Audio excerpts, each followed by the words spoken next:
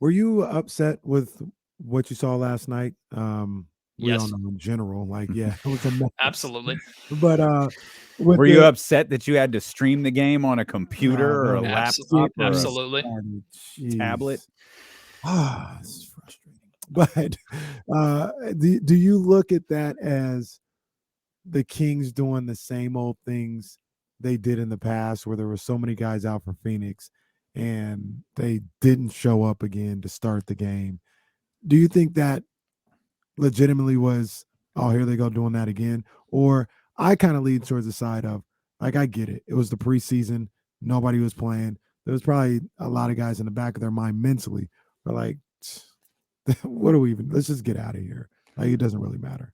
I think there was always going to be an element of uh-oh in this game coming off of the shooting performance that Sacramento had against Portland. Like, it's really hard to follow. I think the Kings had a game against Charlotte early last season. It might have been Charlotte where they just went supernova from three-point range. I think they scored 130, 140 points in a win at home. And then the very next game, it was like, yep. I mean, they used all their shots for 2 games in one night. So that just seems to happen. So there was an element of me that was expecting it, but yeah, I definitely had deja vu flashbacks, painful memories to the Kings playing a team that's missing their best entire starting lineup and still somehow finding a way to lose that game.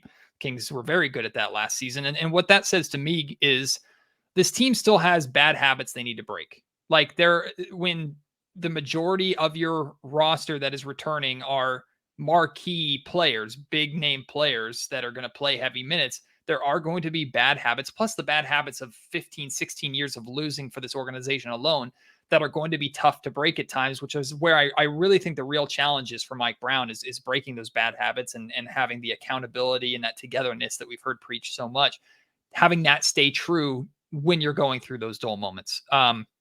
But all things considered, like, it was a breath of fresh air in both the Laker game and the Phoenix Suns game to see the Kings be absolutely useless on the offensive end of the floor and not get blown out or fall way behind. Like, remember, the Lakers got off to a 12-3 start. Kevin Huerter was the only one who hit a shot at that point. Mike Brown called his timeout. Lakers were 5 of 7 from the field at that point.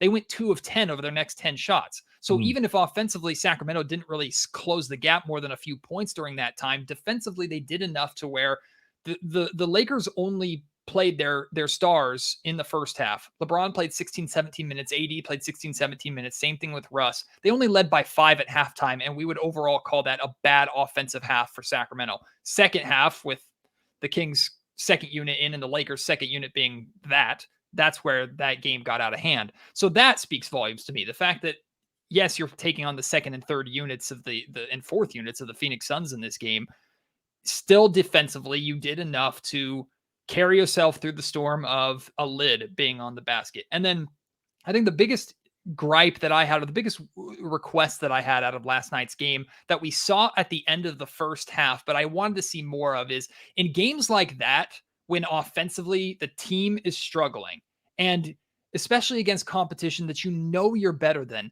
those are games where I need to see De'Aaron Fox or Domantas Sabonis, but mainly De'Aaron Fox say, you know what, enough is enough. I'm taking over. And Fox, I think, scored 8 points in like that big run that the Kings had towards the end of the first half to make it a little more respectable at halftime. And that ended up changing a lot of the game. So I saw it in that stretch, but I want to see De'Aaron Fox going, what is happening after that first quarter, going, what is like, I'm the best player on this floor. Nobody can stop me.